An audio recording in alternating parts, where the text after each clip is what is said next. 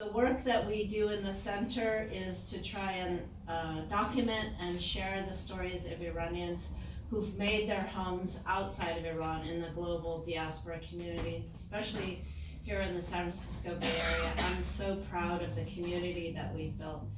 We're honored to have you join us today for the enlightening poetry performance. And today we gather here to appreciate not just the beauty of art of poetry, but also to immerse ourselves in the rich and diverse experiences of each and every individual in the Iranian LGBTQ community and talk about their challenges within the Persian culture. He arrived with the vernal equinox, his father, sensitive to noise, but somehow his screams sang like wind chimes, sang like crying sitars, sang like silver-bodied cypress eyes, black-scented hair. The hospital was an olive garth of orb-shaped oleisters, rustled by his disturbance into earthly provinces, pastures of dates in the birdsong of his birth. Like chandeliers, he refracted, glass-stained and half-seen. It was only apt his father named him Nowruz. He was an eclipse of the female sun, chiseled on an emblem. That night lentils spread on plates that adorned nakhats with half-moon mustaches, faint shadows of gender marking the growth of affection, boys who are medicinal yet fatal in excess. And so Nowruz's mother spreads lentils on forbidden love. It was only a ritual. And soon Sabzi sprouted to censor ancient sexes with its bloom, paintbrush on his blush. Nowruz was peach in scarlet orchards. And all across Iran, gardens blossomed in satiated thirsty rivers, streams ornating new grass as a moat to the heavens. Surrounded by seedlings, Nowruz's mother knots one sabzi with a prayer for health, another tied for fortune, and another tied for a wife.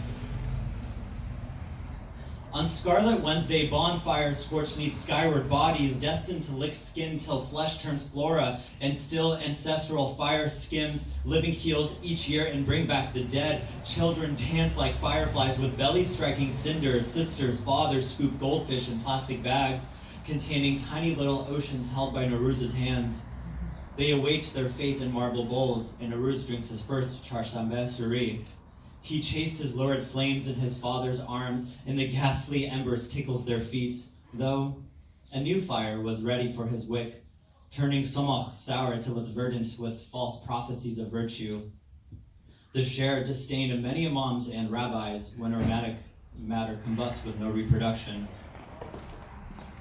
Nowruz grows to ignite as a firework in disguise. He travels across a glowing cataract of villages that burn in celebration. Like an airborne toxic event, he arrives as an immutable brown cloud between the earth and the cosmos. The ash impregnates the stars. And black boots lead bonfires without women and call it revolution. Secretly, men rub two sticks together, sparking cataclysms so that departed souls resurrect and kiss. Watch the world dispel its evil as they chant, my yellow is yours, your red is mine, my yellow is yours, your red is mine, my yellow is yours, your red is mine, my yellow is yours, your red is mine.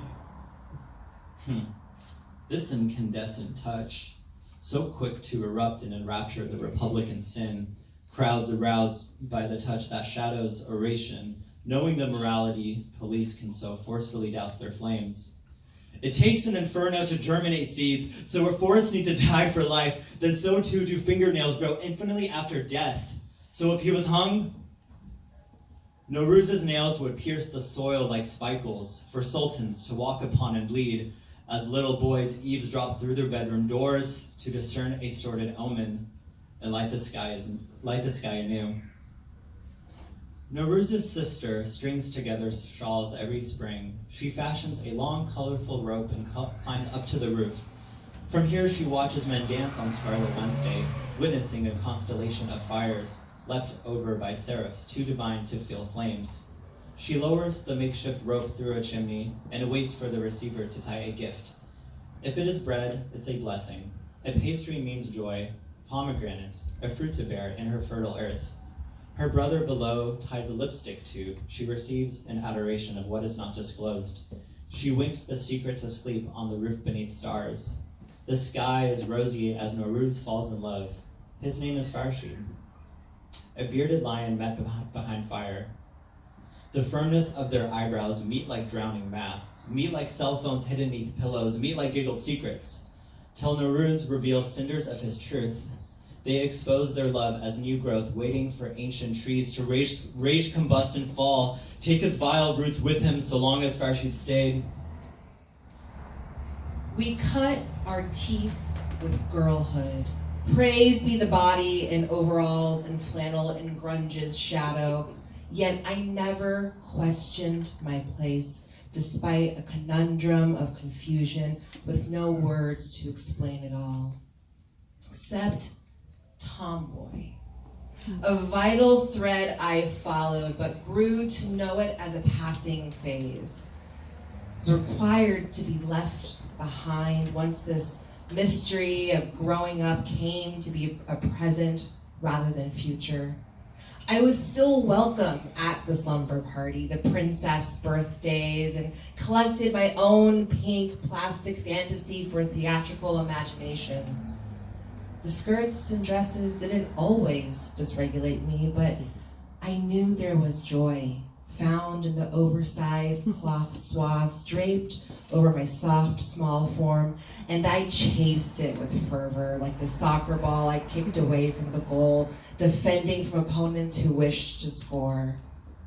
Like Joe from Little Women, or Christy from the Babysitters Club, I could still be a girl despite liking boyish things, yet each year's annual birthday slumber party became more fraught as girlhood turned to preteens, brought me razors against my face, shearing my peach fuzz so I wouldn't be the hairy one sleeping like a Sasquatch. So I made myself smaller to appease the altar of low-rise jeans.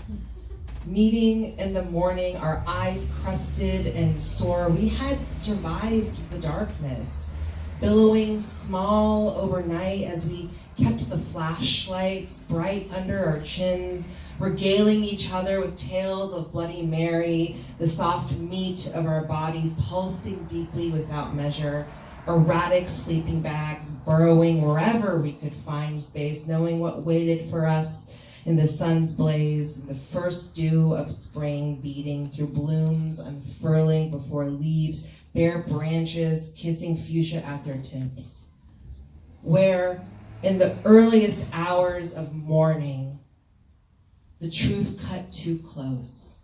Like mouths clueless, the falling shards laid bare after midnight, dares done against propriety, mischief its own magnet, teasing pranks turned into deep cuts, a sinking realization we had gone too far. Aligning myself with the powerful for protection, I couldn't be found out as we kissed each other, practicing for boys, shrieking in disgust how forbidden it was to admit this intimacy in sunlight. Weary with barely any sleep, our smiles resistantly smug and smeared with pancake syrup, yet unsatiated, waiting for the true treat. We coveted each bulging branch, littered with fragrant citrus, our actual lemon heads, each sunshine circle sliced by the birthday girl's father, proffered like benediction, the Hail Mary for our sins the night before. And there was no explanation for why we would get dizzy with delight on Meyer lemon pulp dripping down our wrists as the laughter of sleep-deprived, intoxicated girls fluttered by. And no explanation for how what was professed in the dark was never to be spoken again in the daytime.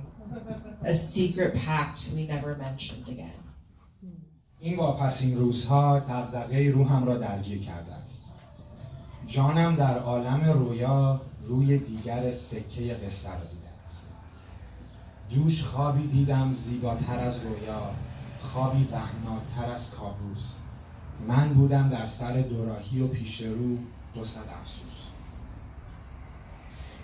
این بار قصه عقل و قلب نبود. این بار دلم میان خود و جامعه گیر افتاده بود. من از فکر عشق افتاده مثل همیشه عرف جامعه را گزیدم.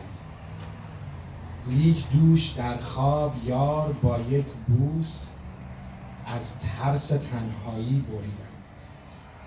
در آن لحظه که دنیایم پر احساس شد، از بخت بد من بیچاره از خواب پریدم. ساعت هاست که آن عالم خیالی از هم پاشیده و با این حال که وجودم تنوعی از درد رو دیده، هنوز با یک قلم و قطره اشک گوشه چشم به ورق زل زدم. با هر زبان می نویسم یا رب، آیا در دستان تو من بازیچم؟